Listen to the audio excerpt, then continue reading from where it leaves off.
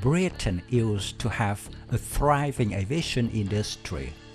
Military planes that were once symbols of mighty Britain, such as the Vulcan, the Lightning, and another ultimate strike aircraft, the TSR-2, seem to have been forgotten. It was a promising aircraft, but was never accepted into mass production due to high program costs and political interference.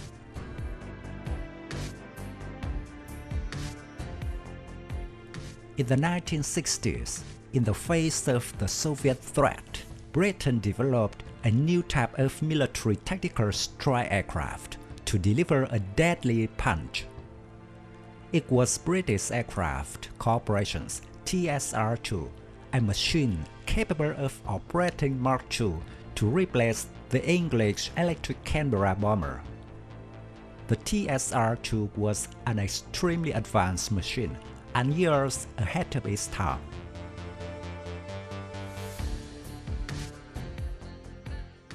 The TSR-2 was designed around both conventional and nuclear weapons delivery. It was to penetrate well-defended frontline areas at low altitudes and very high speeds, and then attack high-value targets in rear areas.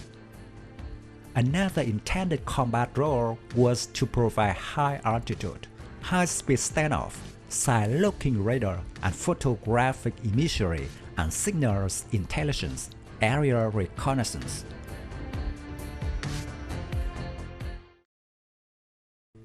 First flight was on December 27, 1964.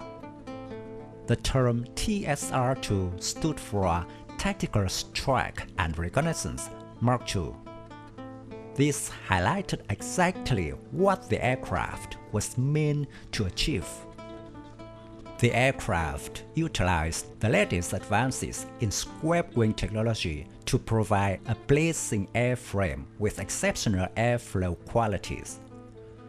The fuselage consisted of a tubular design with slab sides and a raised spine behind the pair of inline cockpits for its crew of two.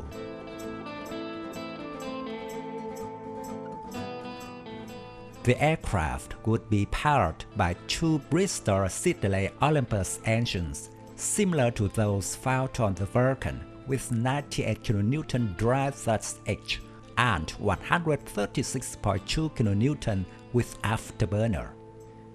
It could reach a top speed of Mach 2.15 and can fly at extremely low altitudes to avoid Soviet radar stations, plus features some incredibly advanced avionics. The side-by-side engines exhausted under the engine vertical tail fin. At the rear sides of the fuselage were low-set horizontal stabilizers arranged in a traditional fashion. All wing surfaces were swept along their leading and trailing edges.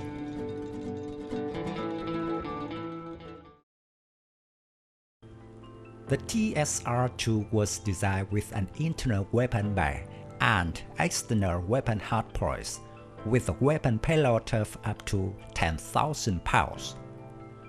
It was also compatible with one Redbeard 15 kN nuclear weapon, or as intended for a WE-177 nuclear bomb, or 6 1,000-pound of conventional drop bombs. The TSR-2 was the victim of ever-rising costs and inter-service squabbling over Britain's future defense needs, which together led to the controversial decision in 1965 to scrap the program. It was decided to order an adapted version of the General Dynamics F-111 instead, but that decision was later rescinded as costs and development times increased. The replacements included the Blackburn Buccaneer and McDonnell Douglas F-4 Phantom II, both of which had previously been considered and rejected early in the TSR2 procurement process. Eventually, the smaller swing-wing Panavia Tornado was developed and adopted by a European consortium to fulfill broadly similar requirements to the TSR2.